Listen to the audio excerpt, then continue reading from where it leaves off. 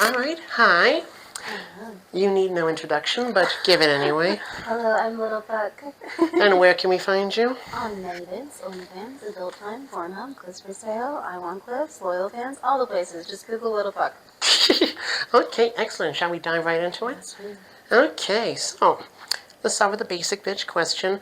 Since this is a gothic-themed interview at the beginning, what does goth or gothic mean to you personally? Ooh, I love this. Yeah. Okay, for me, I feel like this gothic means, and goth really, is just kind of like an understanding or perception of the world that takes into account that our time on here is finite.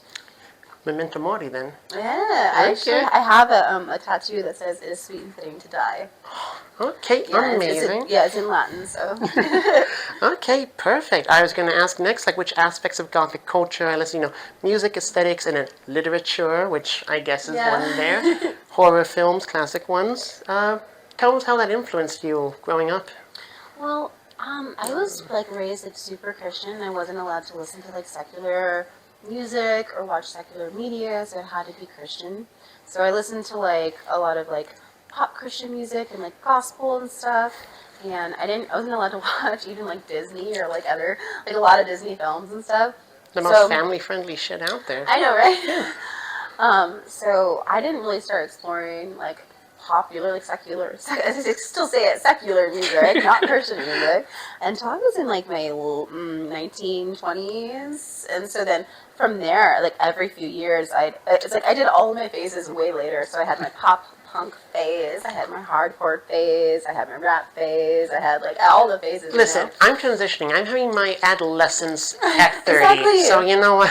I hear this with so many trans people that I talk to. You had like your second puberty. Yeah, exactly. Yeah, no, exactly. With all the shitty fashion choices at the beginning. That's actually interesting you mentioned the religious aspect because, you see, I'm into, like, the same shit, but I was not raised religious at all. Like, I was raised in a very, secular household. Like, a background of, like, Catholic milieu, but, like, not really enforced at all. So it was interesting how, like, to what extent do you think the religious upbringing led you to the macabre? Well, I mean, with religion, especially with the kind that I was raised in, like you're constantly obsessed with like hell and like what bad things are gonna happen to you and how you're so sinful, and so like it teaches you about evil or what they think evil is. So like you are thinking about like spiritual warfare and like angels and demons and like good versus bad and like all those things. It's just like a relationship with it is like a lot different. So it actually kind of led me into horror because I was reading those like Left Behind books and they're like super like over the top apocalypse supernatural shit, right? Oh, evangelical then. Yes, yeah. Oh, okay. It was like that explains a lot. It was kind of like Pentecostal and like stuff like that. Oh shit, that's like my least favorite. I'm joking. I know, like falling over and the Holy Spirit speaking in tongues, dancing in the aisle, like the whole shebang, So I feel like then that kind of like led me into horror because I'm already like obsessed with like death and like what happens after you die and just like all the weird things that could happen to you and like angels and demons and all those things. So it kind of led me into like supernatural horror and other stuff. Yeah, and here you portray the other side, the side that was, terrifying in your upbringing. Yes, exactly. I play monsters all the time. That is exactly what I was going to come into because one of the, common trope in, Gothic literature, etc., is the monstrous, whether it's, antagonistic like Dracula or sympathetic like Frankenstein or kind of neutral like Carmilla. But the monsters of grotesque is a big thing there. So tell us about like the headspace you're in when you like portray the monstrous, the grotesque. I love this question so much. Oh my god. Yeah. Okay. So I feel like it relates to my Christianity in the sense that like my Christianity and like what I grew up in taught me to other individuals. It taught me to like push people out to this like it's like either you're with us or against us, and there was a lot of like marginalization that happens there. Also just like in the world at large, but so when I came out as queer, like my parents kicked me out. Oh shit! It was a whole thing. So then I became like that monster, right? Like I got kicked out of my church and like all this stuff. And so it showed me kind of like the other side and like the marginalization and like the stigma and stuff that happens there. And so it led me into this whole other world where people who are on the outskirts and on the fringes are creating beautiful art and beautiful communities and things, but they're still to this day, like, characterized as grotesque. And if you take that to its limit, I mean, there's the monster, right? Yeah, exactly. And so in horror, I think we see ourselves in the monsters because we know what it's like to be othered and to be pushed to the outskirts. And I also think that there's such a relationship with horror and sex because we're dealing with bodies, and bodies are fucking disgusting. Oh yeah. Bodies are gross, and there's so many weird things that happen with our bodies that we either have control over or don't have control over. And so there's a lot of fun things to play with there. Yeah, that reminds me of a video essay I saw once that talked about like the body genres, those being horror, porn, and also melodrama, where the body is contorted with emotion, or body contorted in orgasm, or body contorted in fear, like places where the body is kind of violated in like outside of what normal politeness is. Or as she described it, it was like fear jerkers, tear jerkers, and jerkers. I love that. Yeah. Is it an essay? A video essay. It's not like a YouTube video. I'll send that to you. Please. Yeah, of course. Yeah, so I'm glad we're on the same wavelength there, because absolutely. That reminded me perfectly of that. Yeah. So how do you want to maybe think contrasting here the headspace, because we know that monster fucking, being the human, is very big. We see like those dime a dozen smut books. We see that in all manner of hentai, which is, of course, occupying a different role than the desirous grotesque. Yeah. This is the being design. Do you, Yeah. Can you tell us more, what you think would be the contrast there? The contrast between, hentai and...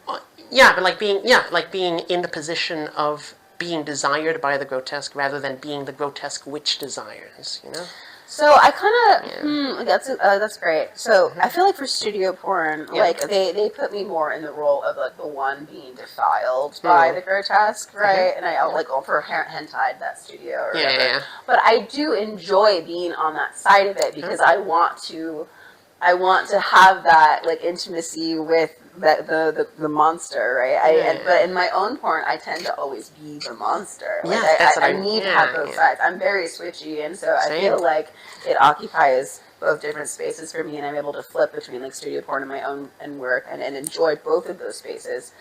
They bring out different sides of me and different vulnerabilities. Can you elaborate on that last thing? Yeah. So I feel like. For example, I in my own porn, I'll do a lot of creatures. For example, I was a gremlin, Greta the I Gremlin. fucking love that one. Yeah. Thank you so much. It's one of my favorites. I always come back to it because I am the one who's desiring you, and I'm this I'm beautifully grotesque and just scaly, big lips. Everything is plumped up to the nines, a full face of prosthetics. And I'm very lovesick, and I'm lavishing attention and obsessing over you, and you can't help but be attracted to this thing that wants you, even though it's completely outside of what you maybe normally be attracted to. So I like being able to subvert people's expectations of attraction. Yeah.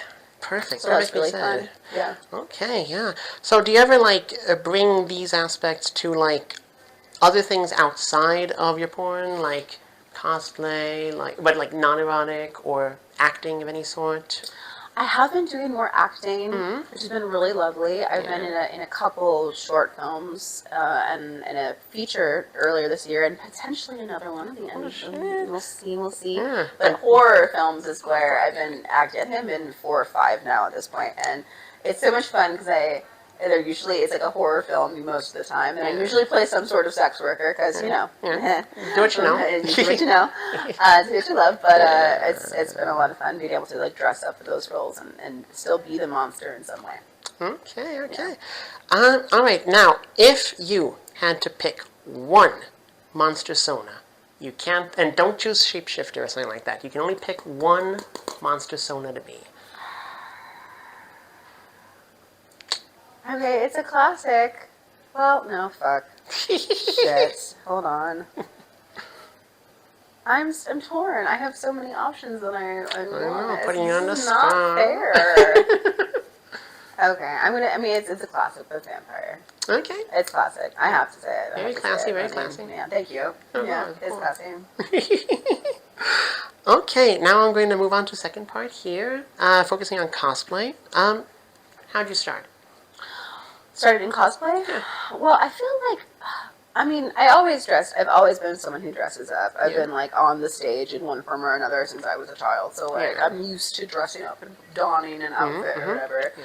I feel like I started doing cosplay because of porn, because people want you to dress up. Like, there's, like, the maid and the cheerleader Yeah, and, of like, the course. little things there. And then that kind of just, like, leads down a progression. But then when I started doing, like, cosplay that I really can remember, and, like, started doing my own twist on things, is when I started making these big elaborate sets for Halloween. I threw these, like, Raise Your Halloween parties. Like 400 people. I'd make my entire house. Like, I'd do an entire month just decorating it and stuff. And then I had these elaborate horror sets, and I was like, oh, I shoot porn. What if I shot horror porn? And so I started doing some cosplays on those sets, and I feel like from there I was like, oh, I could do so many things and just keep making it grew my love for building sets and set design. Yeah, this is 100% like the niche that I like crave the most. Everything you just described there. Yeah. So you mentioned other things you did. So theater background. Yes. Yeah. Okay. I mean, just high school and college stuff. Oh, but, same. Yeah. And I did one thing after college. Yeah. Okay. Now, if you had an infinite budget, what would be a dream cosplay you'd do? It's so funny because it's so silly. There's two. Okay. Okay. First one, I would need to be Miss Piggy, but Miss Piggy in Muppet form. So Oh, not of course, yeah. like with the fiber, like with I don't want like real skin. I don't want plastic skin. I want to be the Muppet Miss Piggy. Yeah. Okay. I would love that. And then the other one was, if I had an unlimited budget, I would be every single character in Chicago, and I would do the whole thing. You'd like record yourself in each one? I would, yeah. That is fucking amazing. I That was would. like one of my favorites. I would do it. Yeah. Give us your Miss Piggy impression. Oh no, my voice is fucked. You know what? You're right. I won't make you do that. Thank you. Oh, God. Okay, all right. But as usual, you'd go all in on character, which is what first drew me to you when I first saw like your things on minivids or whatever. I was like, this bitch commits to the bit. That's fucking right. Yeah. I love when there's a shtick. I can't help it. At every party that I throw, there's always there's a shtick every single time. I make people dress up. Sticky bitches unite. Sticky bitches. Okay, for the third part here, now here, if you want this to be off the record, it can be, because it's a little more controversial. So, last year you were supposed to be here, and then you did not in solidarity with the labor strike. Yes. So can you tell us more about, like, labor solidarity between, because, culinary workers and sex workers are very different forms of labor, but there was that solidarity between them. Yeah. Well, I mean, our industry, the adult industry, is super marginalized. There's a lot of us for a plethora of different reasons that are discriminated against whether or not we are or aren't a sex worker anyway. And I just find that the more that we can recognize our commonalities with different types of work, the better, this world will become. And so even if you're a culinary worker, I mean, I eat food, I go out to restaurants, I want to support you. I eat food too. I so much in common out here, so I want to make sure that you're still eating after this. Yeah. No, exactly. And I'm pretty sure that decisions from you and other people to not go put pressure on AVN, to put pressure on the hotel, to put pressure on to make, because the workers got a good deal. There were quite a few sex workers who didn't show up, and I also had some friends who were on the line, and they told me that specifically they were told by the Culinary Union that the pressure that we put was extremely helpful. Okay, good. So it's not in vain. It's not just for the fuck of it, and it's not what's the word when you do something but it's for show. Performative? It's not performative. Yeah. It's real. You can actually make change in the world. Yeah, no, because I had suspected based on circumstantial that was the case, but okay, so some from insider confirmation. Okay, so that leads into my next thing. What can sex workers do in this current political climate? Well, I mean, there's so many different facets that we need to be focusing on, and it sucks that we have to be advocates for our own work that's already stigmatized, and it always falls on the oppressed people to do the work for the oppression, right? Yeah, of course, so whatever. So my friend Siri Dahl, she does a thing called Porn Telethon. Yeah. And so she's trying to put our issues front and center. There's so much with Project 2025 that's at stake, and it's getting worse and worse all the time. You know. But I feel like one big thing that sex work can do right now is because of the rise of AI. There's so much change there that's going to happen. And porn in the adult industry is always on the cutting edge of what's going to happen with politics and technology. Like we're always like right there on different shifts. So like if we can be talking about consent, if we can be talking about just like misogyny and like how women need to be able to own the rights to their bodies, like online, I think it's very important, not just for sex workers, but for everyone. Yeah, no, beautifully said. All right, that's it with the questions I have. So just upcoming projects that you're at liberty to talk about. I'm very excited. I'm going to be at Creators After Dark in Texas.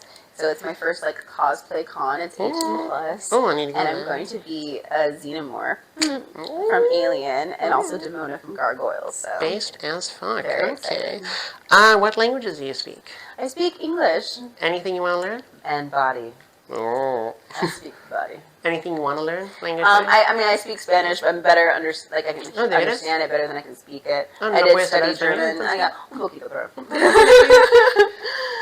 Yeah, and then a little bit of German, but I would love to speak Thai because I want to go to Thailand a bunch. Got it. One quick message for fans. I might be biased, but I feel like the little pet pack is the best. I love them so much. They're so genuine and sweet, and I appreciate them. And they're dirty perverts. And finally, give us one song, one movie, and one book you would recommend, like to enrich our lives. Oh, I love this. Okay, one movie I'd recommend. Well, actually, anything by Park Chan-wook, my favorite director. Okay. Yeah, he's a Korean director. I fucking love him. Anything by him is amazing. I love all of his movies. Book. Right now, I am reading. I don't know how to say it. You know what? The Dead Father by Donald Barthelme is really great. It's super surreal and kind of. It's very poetic, but it's about misogyny and the patriarchy and stuff. So it's super fun. It's a fun little time. It's a fun jaunt. And song? And then song, okay, I can't help myself, but K-pop Demon Hunters, like Golden. That's a shower repeat constantly. Can't help it. Okay, well, thank you so much for being here. Thank you for having me.